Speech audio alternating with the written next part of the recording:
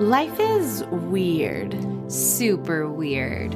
So, what did we decide to do with our fascination for the strange and unusual? We made a podcast about it. This is Weirdify. Now, let's get weird. You looked up haunted TikTok? Yeah. Oh, no. So I was like, okay, I was just curious about if they had a TikTok for everything, which they have a TikTok for everything. Indeed. I don't have to tell you, you know this. Yes.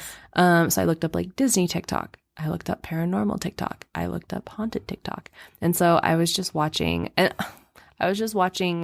haunted houses. I want to scroll in your feed. I was just watching haunted houses or people videotaping their doors, and there's like banging on their doors or the handles jiggling, and they open it and there's nobody there. And like the comments are like, oh, yeah, they're like, go on the other side. And they're like, I mean, okay. And so then they do the other side and same thing happens. And then there's, of course, the trolls. They're like, oh my gosh, watch this. It's so scary. And so you're like really focused in on it. And then they do the jump scare. And I'm like, okay, well, this is bullshit. But then a lot of it's like actually scary. There's this one, he's like a priest, or his name's Brother Paul or something. Brother Paul? But he's a priest, and he'll just watch the videotape or the footage of people's houses. And then he'll comment. And so there was one, and there's like furniture legit just being thrown across the room. And he was like, wow, that's a lot of energy. This is a lot of activity. He was like, if you're the owner of this home or whoever sent this in, he was like, I would love to take care of this for you. And so I was just watching like him and like all of his like, I want to come exercise your house, basically. Anyway, so that's the little trail that I followed down on my little brand new TikTok journey. Wow. Welcome to TikTok, Hayley. Yeah, I'll probably delete it by the end of this week if I'm being honest. But it's been fun thus far. It's been interesting. Okay. But we'll see what happens. I'll report back on the next episode if I've deleted TikTok yet. That sounds good. Welcome to Weirdify. Welcome to Weirdify. This is episode 21. 21. With your girls. Mm-hmm. Weirdify is now officially old enough to drink. In the United States of America. Goodness gracious. I am Amanda. I am Hayley. And you are joining us for another weird journey. Another weird journey. How was your birthday? It was great. It was very chill. Yeah. It was very full, I hope. Like food-wise? Yes. Yes. Well, and love-wise. Yes, it was full love-wise. It was good. It was actually a really good day. My boss brought me in a giant cupcake. Oh. It was delicious. It was bright pink and it had little unicorns on it. So it was a very... I love that so much. It was a very magical cupcake. And it was like a huge one. Like it was like the size of a small saucer. Like one of those just giant ass cupcakes you can get. And then she brought me... I sent you the picture, but it's the giant white orchid. It was huge. I've never seen an orchid that big. It's like the pot is like standard size on regular orchids. And it's just like, oh, okay, yeah, whatever. It's an orchid. It's pretty. This guy holding it in my car, we had to like lean forward because it was so tall. It was rubbing against the roof and I didn't want to ruin it. Oh my gosh. Yeah. And then we went to Benihana, and it was nice to have the food made for me because I haven't been there since my birthday 2 years ago. And I think twice I did hibachi cooking at home and basically did like Benihana at home, I think twice over the course of the pandemic. And it was really good, like real good. Like I was eating last night and I was like, you know what? I'm pretty sure that mine's like pretty equivalent to this, but I didn't have to put in all the effort because it's like a couple of hours of work because I get the shrimp, I cut the shrimp, I make the garlic butter, I cut the steak, I cut the chicken, and I do all of it. And then I make the mustard sauce, and it was nice to just have it done for me. But yeah, it was great. Yeah. It was very chill. Good. It was very, very chill. I'm very happy to hear that. And then I also watched Osmosis Jones this week. Do you remember the movie Osmosis Jones? You don't remember the movie Osmosis Jones? I don't. It's mainly cartoon, but there's also some live action. It has Bill Murray in it. Bill Murray's like the main character, and he's Frank. And there's like, I think I've ever heard it's of the it. Inside of his body, and it's like the white blood cells are like cops. And you've never seen Osmosis Jones? No. Oh, it's so good. Well, we watched that, and that's like from my childhood movie. And then we also watched Fern Gully. Have you watched Fern Gully? I've heard of it, but I don't think I've ever seen it. Hayley is disappointed. I'm sorry. No, you don't have to apologize. She's just burying her face in her hands. You don't have to I feel like our apologize. childhoods were very similar in some aspects, and then they're also extremely different because I thought you'd be like, oh my God, totally Osmosis Jones, Fern Gully, oh my God, all about it. No, that's not the case. Well, anyway, you should watch both of them. Okay. I shall. I love Bill Murray. I love me a good Very Murray Christmas. Very Murray Christmas. Yeah, So no, I'm he's down. he's in it. He's like the main character, the main person that in the story is about like his body, and it's really cute because all the different parts of the body, they're very clever, and they're like different like boroughs of like a city, and like the brain is like City Hall, and it's a really cute idea. It's very, very cute. Okay. I love that. But yeah. I'm sorry to disappoint folks, but as of right now, we don't have a picture of Pock Pock. Nope. My sister said she had it in, what'd she say, her hot little hands a couple of days ago, and she doesn't know where it currently resides. Maybe Pock Pock doesn't want to be seen. I don't like that. That just made my stomach hurt. I'm sorry. No, don't apologize. It's fine. Just a thought that popped into my little city hall. In your little city hall. Yeah, sorry about the lack of Pock Pock, but you did get to see some real cute pictures of me and my sister. This is very on true. Instagram. This is very true. And on the Kelsey note, one of my coworkers, when we were listening, I don't know if she wants her name said, she was like, I love Kelsey's voice so much. Kelsey will love to hear that. She was like, she needs to be on all the podcasts forever. She needs her own podcast. She's like, she needs to be back on your podcast. And I was like, whoa. She's like, her voice is so nice. I was like, I will. She can be on like those bedtime apps where it's like, oh yeah, now close your eyes. Kelsey ASMR. Breathe in deeply. Release your struggles from the day. Kelsey, get on it. Kelsey, are you listening? She'd probably love that. Yeah, because I was listening back, obviously, and A, was a natural. Yeah. And B, she sounded very eloquent. She sounded very put together. And I'm over here like, yeah. And I'm the one that's been doing this for now, like 21 episodes. I mean, same here. Same thing, but different person. She just thought about it more. I feel like my brain works slower than my mouth does. And so by the time my brain actually catches up, I'm like, whoops. Yeah. But that's what editing is for. Sometimes we can fix that, but sometimes you get to hear it. Yeah. But it's okay. It's just what makes this unique and makes it authentic. Yes, indeed. We had a great time with Kelsey, and my office listens like every time we post a new episode, and they enjoyed having Love it. Hope you guys enjoyed a new too. voice on. I liked when we started it, and then she just like started talking, and I was like, I love this. Like, people are gonna be like, who is this voice? I know. That's why I was like, this person? You're not hearing double. Or maybe you are, because people say we sound exactly alike, but I don't hear it. Do you hear it? People say we sound alike? No, Kelsey and I. Oh, like no. My whole life, people have said that we sound exactly alike. Like, my family would be like, oh my God, I heard Kelsey leaving a voicemail on my machine, and I totally thought it was you. And it's like, nope. Maybe if Kelsey accesses a higher register, but I feel like she has a lower voice than you, generally speaking. She has a lower voice. She's just generally, I think she touched on this, she's a more soft-spoken person. I'm very in your face and very obnoxious and very loud. So yeah, I would agree with all of those things. Yeah, I come by it honestly. Yeah, you do. But no, I agree. Kelsey's much more soft-spoken. Yeah. She's pleasing to the ears, so I would agree with your... Kelsey's very pleasing to the ears. Yeah, it's very nice to hear her speak. So I would agree with your coworker that maybe she should make a podcast. Maybe she can just read like, I don't know, like pretty books, like poetry. Can you imagine a podcast where my sister just reads poetry? Oh, that sounds lovely. Oh my gosh, I'm going to text her right now. Okay. And be like, you need to make... Why wait one more second? Why not? Why wait to the end of this podcast? We should just do it in real time. Do it now. You didn't even hear the little clicky clicks. You need to make a podcast where you read poetry. Okay, thanks. The end. Love Weirdify. Okay, thanks. Love Amanda and Hayley. All right. Love it. Sent. Check. Sent.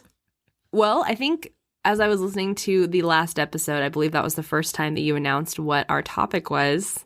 Do you want to do it again? I don't know. I don't know why it's such a barrier for me. I think it's just always been you. You completely don't have to. I mean, I guess it was kind of fun to have, like an announcer for you and Kelsey. Yeah, kind of. Sure. Kind of. Do you want me to say it? Yes. Okay. I don't know why. I was expecting like oh, Hayley, what are we going to talk about? Oh, Hayley, what are we going to talk about? We're going to talk about weird jobs. Yep. Not the Steve kind. Oh, my God. But the weird kind. But I'll be here all week, folks. She'll be here for at least the next, like, minimum half an hour. Yeah, exactly. I'll be here until the episode's over. That's correct, mundo. But if you didn't get enough, listen to an old one. Yeah. They're only getting better, so you can go back and listen to all the embarrassing, like... According to us, it's getting better. I hope everyone else thinks so. I 100% think that it's getting better. I agree. 100%. 100. Not 99. We are very sure of our none of this 99.9% BS. We're 100% sure it's getting better. Well, I mean, all of our episodes are truly my favorite, but when I re-listen to some of them that are older, in the single-digit range, I'm like, ooh. It's a little cringy. It's a little cringy for sure. Yeah. But, you gotta start somewhere. You can't start off at 21. Just gotta build your way. Nowhere to go but up. Nowhere to go but up. That's what you always say. All right, love. Okay. Take it away. So, weird jobs. I was surprised to find few, quote, weird jobs that tickled my fancy. I searched and searched and was honestly stumped for a minute. I know there are weird jobs out there. There used to be a whole show about it, or at least the dirty ones. But my usual searches just weren't turning up anything of interest to me. The Japanese train pusher was a close contender, but how much can you talk about someone whose job it is to just push people on a train so they don't get trapped in between the doors as they close? Like, I think I just said it all. They don't have sensors on the doors? I don't know. You didn't dig that deep. I didn't dig deep enough. Oh, if they need a pusher, apparently they don't have sensors on the door. Well, and I think Japan is just so crowded that, like, literally it's somebody's job to just, like, shove people onto the train. They're the opposite of the Jungle Cruise. They just stop at get off. There's no, sorry, that was rude. Please get off. Please get off. Yes, exactly. Then I asked my office if anyone knew of any weird jobs I could research, and voila, my next topic was decided. And I love that it came from my boss. Have you ever heard of a fluffer? I believe I have heard of a fluffer, but I will confirm if it is. What do you think? Isn't it someone that just compliments people or boosts their self-esteem? Or something like that? Or maybe that... Not exactly, but in a sense, but not exactly. Not really. Okay, maybe the term's just been loosely used for something like that. Yes. Okay. Okay, so the term can apply to a few different jobs, though that one's not on my list, but I'm sure that it's also like a term for fluffing. Okay. You can be a fluffer if you fluff pillows. I was about to say, wait, is it just fluffing pillows? That sounds like a dream. Oh my gosh, that sounds awesome. Not the fluffer I'll be referring to. It can also refer to real estate when someone stages a house. Oh, I have heard that. In doggo lingo, which is an internet language, it can also refer to a fluffy dog like a husky. But the fluffer I will be talking to refers to the adult film industry and is the person that keeps the man erect. Oh my gosh. We totally swapped vibes today. You'll see why when I get to my story. Oh my god, we completely switched. Oh my gosh, like great. Oh my gosh, great. Continue. I'm actually, part of the reason I was kind of excited to do this one was to like take over the perv role for Oh my an god, episode. that's what I'm saying. Wait till you hear mine. Oh my gosh, okay, perfect. How do we always like do this with our I have topics? no idea. I don't understand. I have no idea. They're not even remotely like similar, but they're just totally like I definitely took yours and you took my wheelhouse. I love it. I love Continue. it. Please tell me about a fluffer. Yes. So sorry, ladies, this weird job is mainly for the men. There is some debate on whether or not this job actually exists. Amongst the many sites I read on, some strongly deny that fluffers exist, while some strongly confirm that they do, some even confirming that they have been employed as fluffers. From what I can tell, it seems like they were more popular prior to Viagra and other helpful substances being available, and are used more in multi-person filming like bukkake or gangbangs. Wait, so when you say it's more geared towards men, are they the ones that are keeping the men erect, or they are? Yes. Oh, wow. Okay. Because apparently women, we're just ready to go all the time. We don't need any warming up. We don't need any of that. It's hilarious because that's the exact opposite of reality. Correct. We are the ones that usually tend to need the foreplay. The guys are like to pump chump. Yes, exactly. But we are also just a hole, and you can't put a limp dick in a hole. Moving on. I want that on a t-shirt. You can't put a limp dick in a hole. Put a limp dick in a hole. So these, quote, fluffers would provide the assistance needed to get the male actor erect. The fluffer is often someone known to the actor, maybe a close friend or significant other, but not always, and they just help to keep the show going.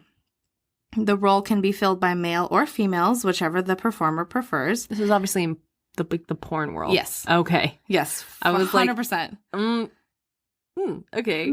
I mean, I said adult film industry. I should have just said porn. That went right over my head. Yeah. I apologize. No, okay. It's probably good you cleared it up. Got it. Okay. I don't even think I say porn anywhere in this, actually, which is kind of weird. So their roles may include fellatio or blowjobs, applying lube, fondling, giving handies, or stroking, really whatever is needed by the performer to maintain an erection. But the key is that they don't finish the job. It's strictly just to keep the performer hard. Blue balls. Blue Ball City. Well, blue balls, but then you get to go do the film, and then it's not like they're just leaving you hanging. There is a release. Correct. Got it. Mm-hmm.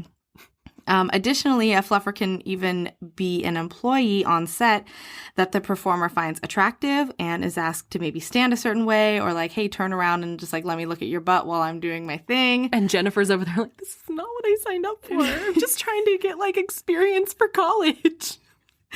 Jennifer. Poor Jennifer. Yeah, if you're working in that industry, we're here for you, expect Jennifer. It. Yeah, we're here for you, Jennifer. The performer can also request that they just be like physically close to them or like touch them while shooting, but not actually be in the shot. So a common question is why?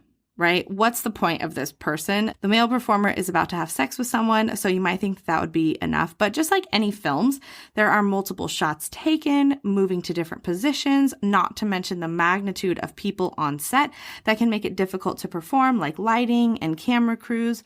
Also, a lot of these sets are really hot, no pun intended. Just like we keep fans off in here so that it doesn't mess up the sound, then we complain about how hot it is and talk about our sweaty creases. The staff will turn off all the AC and fans during the actual filming for the same reason. And then on the flip side, it might be very cold.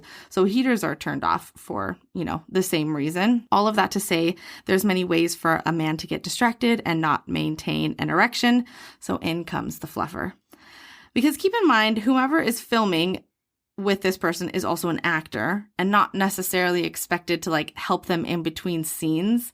Like, that's not really their role. Mm-hmm. They're just there to, like, do the same thing the guy is doing. So, the fluffer is a helpful hand to keep production rolling. Wow. There is also a couple movies that depict fluffers. American independent film The Fluffer released, we should do, like, drink every time I say fluffer. Yeah. Yeah. Released in 2001, follows a man who becomes infatuated with a porn star, so much so that he finds a way to become his fluffer on set. Knife and Heart is another, I guess this is a horror, another film depicting a fluffer released in 2018 and takes place in 1970s France and follows a group of porn stars. Oh.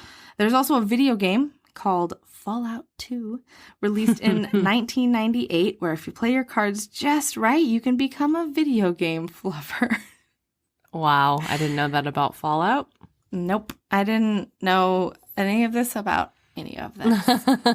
It's not a job that I will be signing up for, but it strokes some people's fancy, and more power to them. The porn industry rakes in roughly $12 billion annually, so it's no wonder why they have to keep the show rolling. Wow. And that's a fluffer, Hayley. I so appreciate it. Did you learn something new today? I did. And when I was a child, my dad used to make, this sounds very weird in this context. When I was a child, my dad used to make a snack called a fluffer nutter. Oh. It's 2 pieces of white bread, honey on one side. No, that's a lie. Not honey. Oh, maybe honey? Anyway, I know one side has peanut butter spread on it and the other one has the Jiffy Puff marshmallow icing stuff. Mm-hmm. And you put it together and you eat it, and that's a fluffer nutter. And now I will never be able to say fluffer nutter nor think about fluffer nutters or ever eat one without thinking. Because there's nut in the word.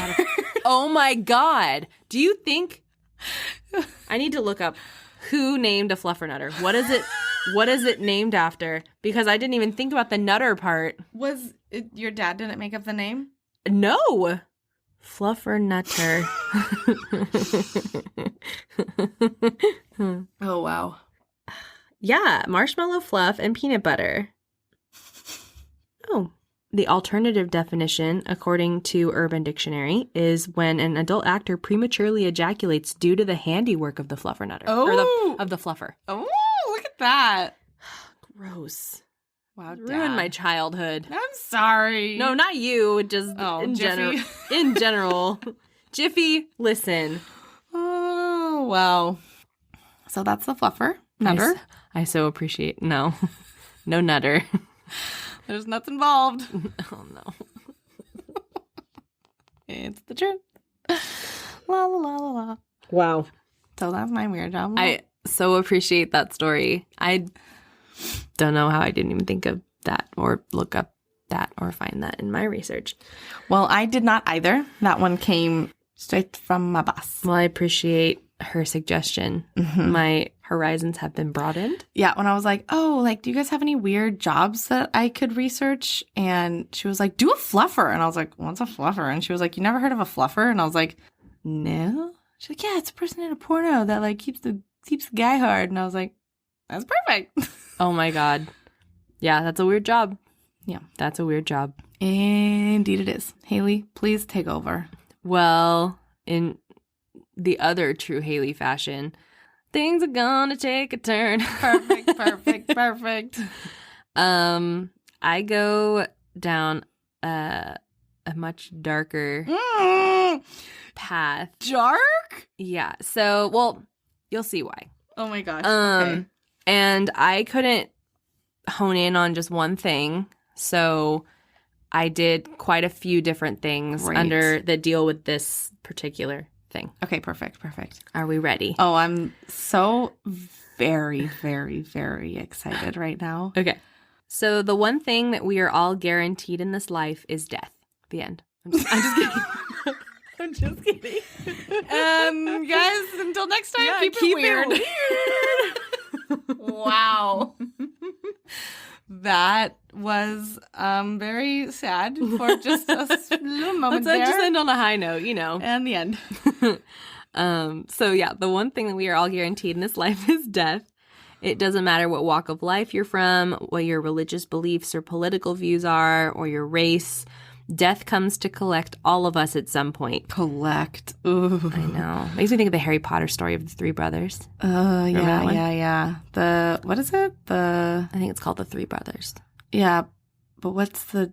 It's about the Deathly Hallows. That's the one, the Deathly Hallows. I couldn't remember the symbol. So death comes to collect all of us at some point, and I found myself curious about those that come in contact with people after death has already taken them. So death's already taken the person. Are you doing psychics? No. Oh, I'm not doing psychics. That would have been an interesting one, though. Yeah. No, don't touch on psychics at all. Since the legitimate beginning of time, funeral rites of some kind have been practiced. Death. Oh, I'm so excited. Sorry, please continue. It's okay. We really did switch. It's okay. Death has symbolized so many things to so many people and so many cultures that in a way it is actually quite an interesting thing. So this week I wanted to go over the different jobs that people have where they constantly deal with death and the things that happen afterward. And with approximately 8,000 people dying daily in the United States, this simply means job security. Wow. So we will start with a mortician. A mortician is the person involved in all things surrounding funeral rites. So this includes the embalming of the body, the burial and the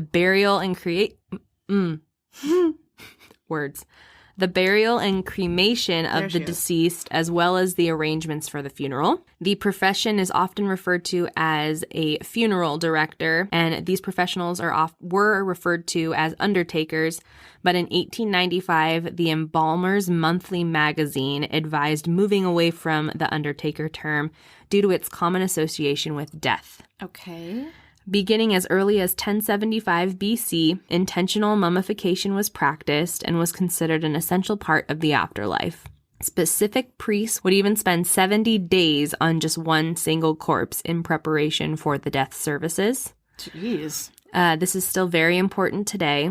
The mortician is the one that often dresses the corpse, places it in the coffin, and can sometimes be the one in charge of cossetting the corpse as well, which leads me to the next profession. And a mortician makes an average of about $50,050 per year salary.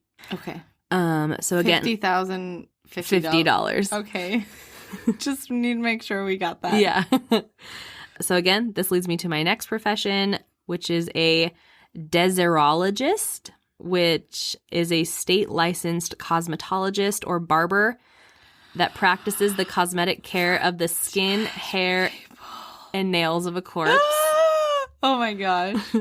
More often than not, this job falls on the funeral director, as previously mentioned, unless the family specifically requests special services or a special cosmetologist of their choosing. The term deserology, it's so weird looking. Deserology was coined by Noella Charist Papagno, who referenced it in her book, The Handbook of Deserology for Cosmetologists Servicing Funeral Homes. This I found fascinating. So the most popular deserologist is the American actress Whoopi Goldberg, but then she did move on to her current occupation of an actress and comedian. Wow. So before her acting career, she did hair and makeup at a mortuary. And I watched an episode of Oprah's Masterclass, and Whoopi Goldberg told this story, which I found hilarious, and I would shit my pants if it happened to me.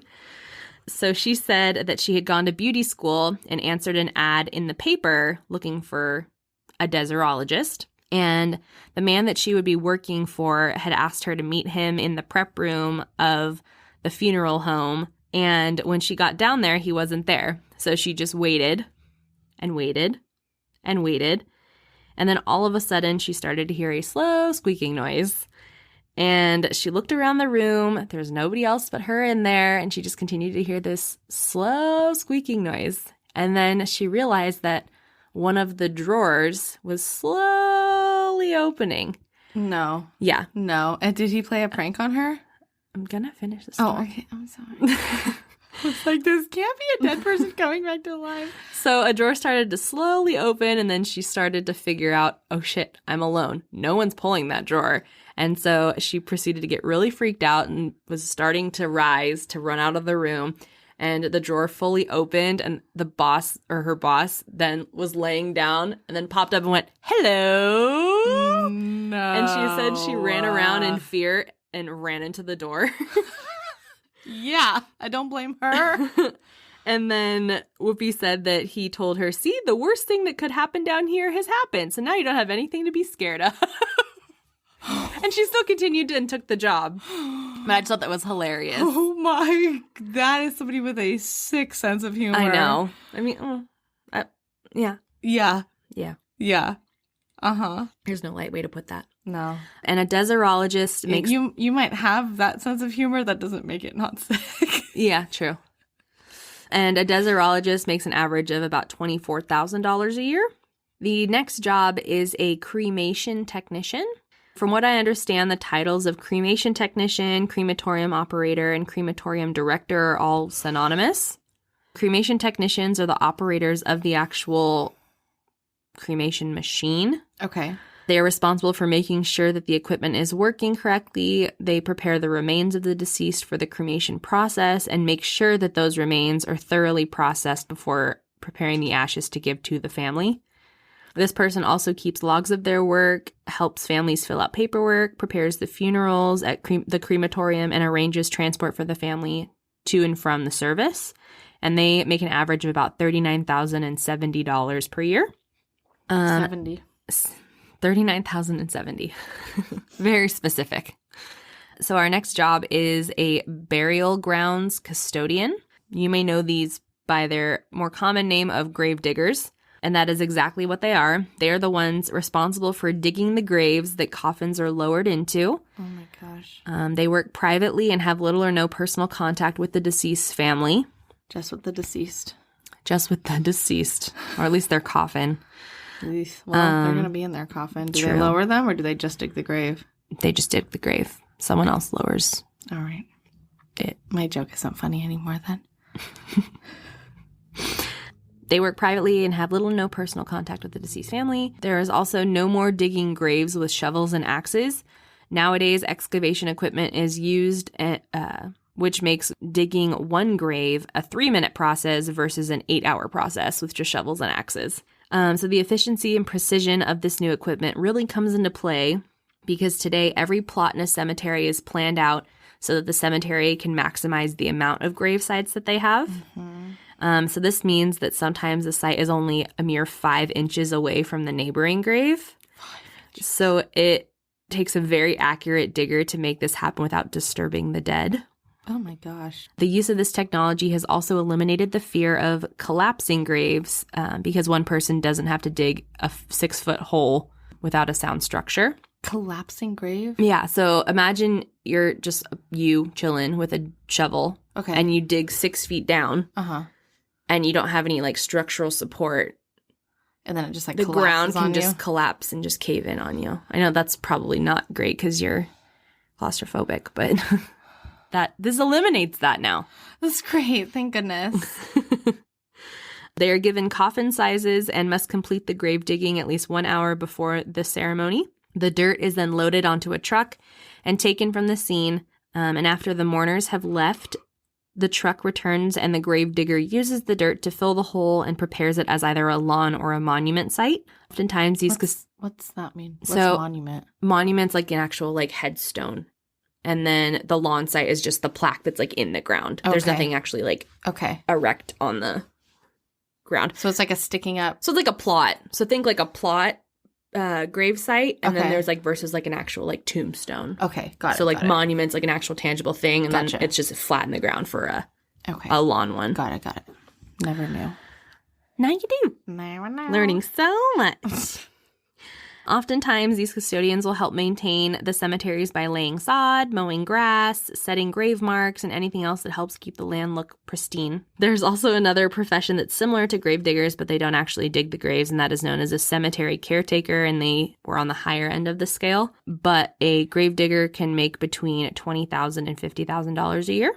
And the final one is my personal favorite. I would love to do this. So in my opinion, this would be the most rewarding profession. Oh my gosh, okay. These are the people... Oh, so this is an obituary writer.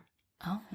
So these are the people who take the pieces of a person's life and memorializes it in the form of an obituary. Sort of like a journalist for that person's life specifically. One must have compassionate writing style as well as excel in writing, communication, and research. And they can make between $33,000 and $81,000 a year. That's a big jump. I know. That's a big window. I know. Not like $81,063? No. Okay. Just 81,000 flat. Gotcha. You would be very good at that? I actually would love to do that. I was doing this research today and I was like, I should look into that because I think that would just be, I get so invested in like people's stories. I think it would be really fun. I don't think people know this, but we might as well tell them now that Hayley does all of the writings. I don't know, I'm hoping that you guys read our lovely little blurbs for each episode, but Hayley puts those together. She puts together the blurbs on Instagram. That comes birthed from her brain. Birthed from a brain hole. So I could see how you would be just amazing at writing obituaries. Yeah, I think it'd be fun. I think it'd be really, really fun. So... things are gonna take a turn. Another turn? Another turn. And so many turns. So many turns. We're on a wild ride. Wow. So as far as the more traditional funeral rite professions, those tend to be the main ones that I found that I really wanted to touch on. Okay. So that being said, there are plenty of other jobs that involve working with the dead. So let's take a step into Amanda's wheelhouse, the world of true crime. Wow. No, so excited. Now, I wanted to look outside of the normal crime scene investigator and detective roles and into some of the more nitty-gritty ones. So let's start with a crime scene cleaner. So these are the people who go in and clean up the aftermath of an accident, suicide, or murder. Like brain matter and blood and guts? All of it. Oh my gosh. Yeah. So the materials themselves, as well as anything that they come in contact with, are considered a biohazard and need to be disposed of accordingly. This can involve removing carpets, floor tiles, walls, furniture, etc. Yeah. Well, that wall's got to go. Yeah. If you think about, if someone were to shoot themselves in the head, it's going to go onto the wall behind them, I would assume. Sorry, that might be a trigger warning for some people. I apologize. But yeah, it's not clean. Yeah. Okay. These people receive training on bloodborne pathogens as well as the correct disposal methods for these tainted materials. Wow. Many people can't usually stomach this profession as they are the ones that get up close and personal with the remains of a dead body. And they can make, I thought this was fairly low considering what they do, but they can make between $18,500 and $58,500 per year. $18,000 is, definitely feels a little low for. Yeah, I even think $58,500 might seems kind of low. Like, I don't know. They're literally doing the dirty work. Yeah. Have you seen Sunshine Cleaning Service? No. It has Amy Adams and Emily Blunt, and they play sisters. It's very good. Okay. But they start Sunshine Cleaning Service, and they're a crime scene cleanup crew. Wow. It's really, really, really good. It's kind of like I don't want to say coming of age because they're older. But yeah, it's very good. Highly recommend. All right. So my next job is a forensic entomologist. And this is a scientist that studies the insects on a corpse to determine answers regarding the death. You may think that there would not be much to learn from insects, right? Wrong. For example, the life stages of insects found on a corpse can help determine the timeline of when they had died. And then the type of insect can also provide geographic location of the death, as well as highlight certain areas of trauma in the body. Wow. Do you know how? I think they flock to so say they're bleeding internally, they're going to go to like certain parts of the body where it's like the nutrient sources. So it's going to go more towards blood or, if they had some weird parasite on the inside of them that's feeding on, a certain part of their body, like that can help pinpoint maybe where they died, things like that. Okay. That's fascinating. A forensic entomologist makes between $24,000 and $178,000 per year. Obviously, these vary based on schooling. Probably on location, too. Probably location. A lot of it was based on schooling. So it's like some of these professions, it's like you just needed a certification. Some you just needed a high school diploma. Others you needed a bachelor's degree or a doctorate and a residency. Like That just depends. Obviously, the more you know, the more you get paid. There you go. And then our final job is a forensic pathologist. And this is otherwise known as a medical examiner. This person is a physician who is specifically trained in determining the cause and manner of a person's death. This is the person that performs the autopsy of the corpse. They can work in hospitals or directly with different government agencies to help provide the investigation with the cause of death based on their recorded findings. And they make the buku bucks. They make anywhere between $58,000 and $294,000 per year. Wow. So, in conclusion, yes, death is a part of life that we often shy away from talking about, but it turns out that there are so many different lines of work where people work directly with the deceased, and I'm sure, if passionate enough, their work probably makes them feel even more alive. Well said. Thank I you. love that we swappy-rude We really did. our topics. So weird. It was really weird hearing you talk about penises. Was it? I will say. Yeah, because it's normally me. It was nice. It was nice, though, because I really do feel like I've gotten this really pervy reputation. Yeah. Because you're a little perv, Hayley. But I'm not like a gross perv. I'm just like, I just think peens are really cute. Well, that's why you have your reputation, my dear. Speaking of peens, I have this pair of pants. And they're just a cute pair of, like, paper bag, like, waistband pants. They have a little, like, tie, just like a tie belt that I tied to a bow. I wore them to work today. And they're a really cute little pattern. But the pattern is, I don't know why I said talking about peens. Peens just made me think about vaginas. So the pattern is, like, a little, like, kind of oval. Would you call it an oval? Okay, Sure. Basically, it looks like vulva. A bunch of little vulva on my pants. Okay. I thought it was just a really cute pattern. My boss is the one that's like, every time you wear those pants, Hayley, it makes me, I think they look like vaginas. And so now I can't unsee it. And so today my coworker was like, look at you looking so cute in your pants and your little shirt. And I was like, thank you. I was like, my boss calls these my vagina pants. And they're like, what the fuck, Hayley? And I was like, well, if you look, they look like little vulva. And they're like, oh my God, they do. And so then everyone in the lunchroom was just like, oh my gosh, Hayley and her vagina pants. And I was like, I mean, you brought that on yourself. I know. I feel like you gave me like cute pants, and I'd be like, they look like, you know, it's like you'd say you like a girl's outfit, and she's like, thanks, it has pockets. Yeah, you know what I mean? It's like that. I'm like, thanks, they look like vaginas.